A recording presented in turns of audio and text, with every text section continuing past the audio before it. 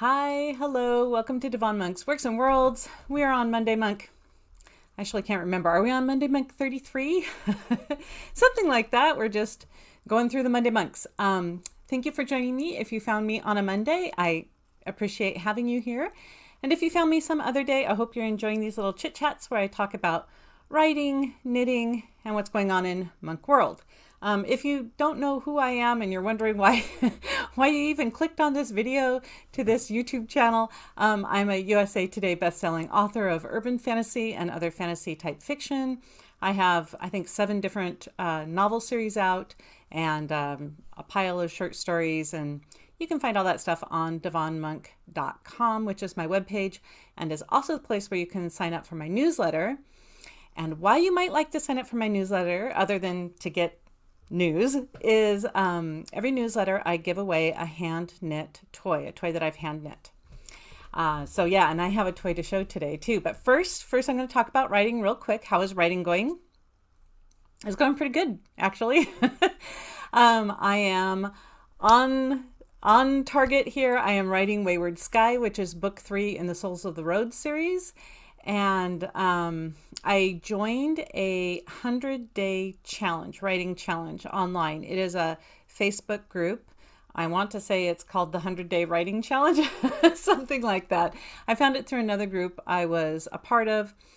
Someone in that group was doing a subgroup where they had done it apparently once before, where they promised to write for at least a half an hour. So if you're like brainstorming or outlining or that kind of thing, for at least a half an hour every day, or to write 250 words every day for 100 days. And I haven't done one of these challenges for a long time. I have done NaNoWriMo, which is National Novel Writing Month, right? It's in November, starts November 1st and goes to the end of November. And that one is the challenge is to write, I think it's 50,000 words in a month, which is basically a novel, kind of a short novel. And I've tried Nano a couple of times, maybe 4 times or 5 times since it's been out, and I have never finished Nano. I've never written 50,000 words in November from that start and finish, because I've almost always been involved in a project where I've had to edit it or do copy edits or do proofreads or do another part of the writing production world that wasn't actually stacking words. And so I've kind of given up on Nano being my style. Now that being said, I've written 30,000 words in 4 days, so I can write at that pace, absolutely. But always when November runs around, that's just not where I am in my what needs to be done next for my writing career, for putting out books and getting them out on time if I can for my readers. And so November doesn't work for me. That's what I've learned. November doesn't work for trying to write that many words. Now, who knows? Maybe this year will be the year that I'm like, I'm not doing Nano, and then I write 50,000 words in November. I don't know. But so far, this 100-day challenge is working quite good for me because it's such a small number to hit. 250 words a day for me is a really small number, only because I've been doing this for years and years and years. And I think of 250 words as one double-spaced printed page with 1-inch margins, which is going back in the day when you had to print out all your submissions and stuff. That was a standard one page of a manuscript that you would send in to someone, was about 250 words, because that fit on your inch margins, double-spaced, size 12 Times New Roman font, right? I mean, there are all these rules. Anyway, so I've internalized 250 words as a page. It is about, depending on the size of your book and blah, blah, blah, it is about half of an actual novel page, printed novel page, trade size novel or paperback, mass market or whatever. Usually a page of a printed novel is about 500 words. So it's about half a page. And then in my mind, I break it down even more than that. It's like 250 words. So that's like 2 100s plus 50, or, and I keep breaking it down to where I'm like, I only need to write 10 more words and then I'm that much closer. And so 250 words is a great little goal to have every day.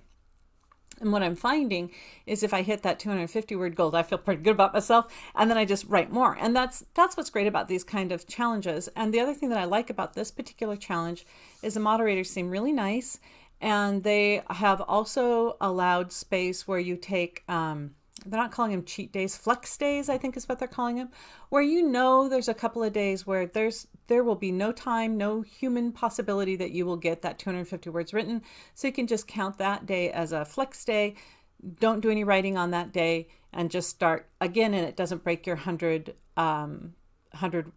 day challenge, which I really like. So I've given myself, just in the back of my head, between 10 and 20 flex days. I don't know that I'll need them, but I just figured I'm going to have a lot of them. And otherwise, I'm trying to hit that 250 word every day. What's interesting is that I am not checking in. There's a Facebook page where everybody could check in and say how many words they've written each day. And I'm not doing that. So I'm not really participating in a public way, I guess. But seeing other people post their numbers and knowing that other people are doing it is really giving me a little boost. And it's a lot like when I go away to writing retreats and we do some sort of a check-in where we keep track on a whiteboard of how many words are being written or something like that. I find that motivating to know that other authors are going for the goal just like I am. And I find it motivating when people say, hey, I did it. And I even find it motivating when people say, hey, I didn't make the amount of words for the day, because it just shows that it's a flexible sort of thing. Writing, kind of, you got to go with the flow you got to work hard and be determined, but it's okay if you don't hit every single mark all the time, because you can still achieve the goal. Like maybe you'll write twice as much the next day, or you'll slowly add 5 extra words every day till you make up the amount of words that you didn't write.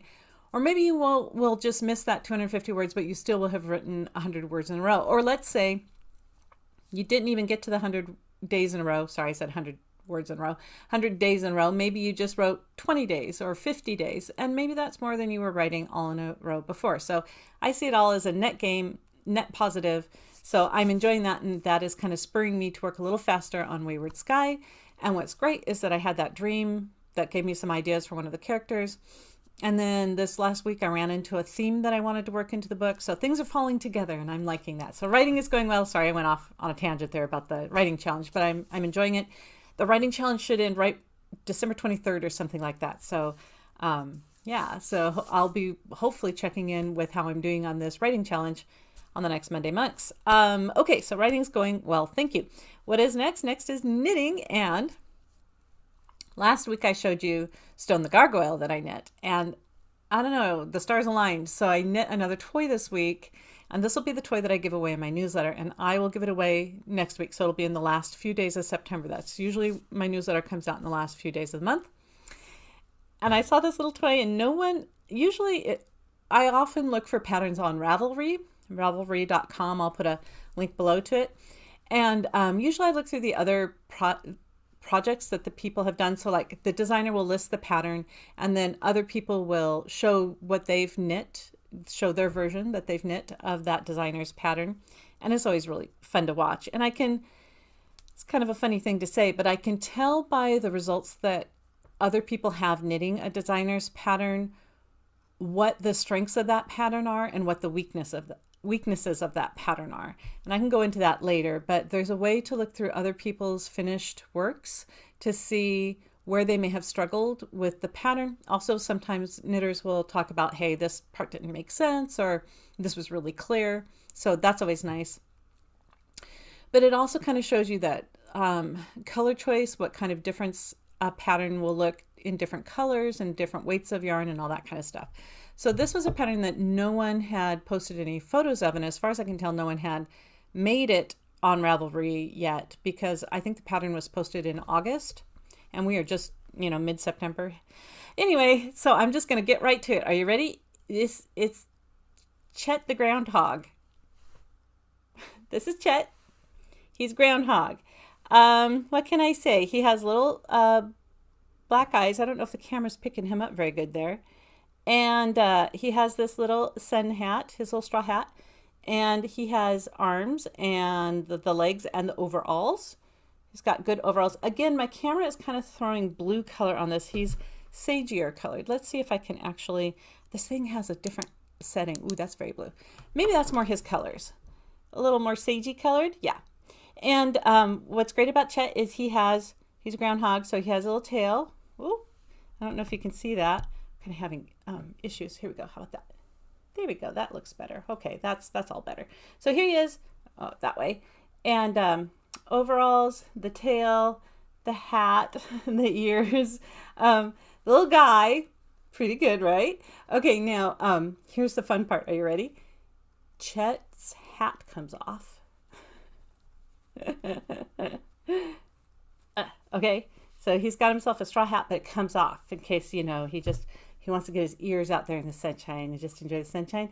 And the next thing that I really like about this pattern is that his little tiny buttons here on his overallies. Hang on. I was going to practice doing this on camera, but I didn't. See this? They actually unbutton, which is super cute. And his whole little dungarees come off. And he is just a little Chet guy. So here's the groundhog himself. Kind of looks a little like a beaver. I don't know. I almost thought maybe I should just call him a beaver, but the designer says he's a groundhog, so I'll stick with it. Here's his little flat tail. And here he is. And yeah, so he's actually has removable clothing. I don't do that very often. Sometimes I'll add a hat or something to a toy. But I thought that she had done, I think it is she. Oh, I will put a link to the pattern down below. I didn't bring it with me, so I will shout out the designer in the link below, check below, and you can find this pattern.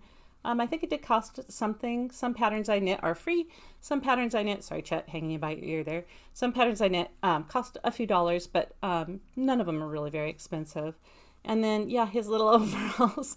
So what's cute about the overall pattern is there's even a little hole for the tail bit going there. So yeah, I knit this in a week. It was a pretty quick knit. It's a relatively small toy, which made it pretty fast, but there at the end it did seem to take a little bit longer getting all of the pieces together, weaving in all of those ends. And I'm going to do a quick blocking of the overalls. I literally just got this done like an hour ago, so I'm going to do a quick blocking of the overalls so that whoever wins Chet doesn't have to worry about this curling or the straps curling. So yes, there's the knitting. Knitting is going well. We have groundhog. We have knit. Okay, so that's knitting. This will be given away in my September newsletter. And let's see what else. That's it. Life is going well. We're doing some last minute yard stuff to try to get ready for autumn. We've had cooler weather, which I really like. A couple little sprinkles of rain, but nothing really, nothing that's really adding up to much. But I'm okay. We've had some clouds. We've had a little cooler weather. We have a walnut tree in the backyard, and the squirrels are going absolutely bonsai on those. They are chewing off the holes and getting down inside the shells and eating all the nuts and stuff. So lots of squirrel activity going on in the backyard. And the hummingbirds are back. They weren't around for a while, and they are back now.